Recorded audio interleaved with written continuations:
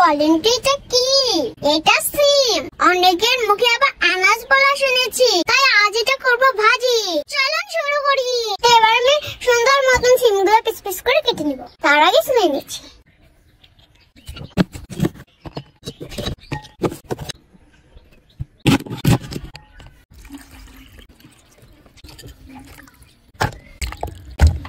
তেল দিয়ে দিচ্ছি পরিমাণ মতন।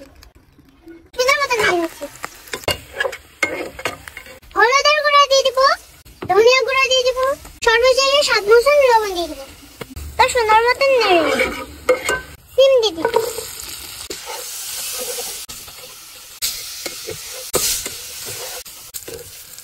সিম ভাজি হয়ে গেছে, তো এবার আমি তুলে নিচ্ছি। তো কেমন লাগলো সিম ভাজিটা অবশ্যই কমেন্ট করে জানাবি। ধন্যবাদ। টাটা বন্ধুরা।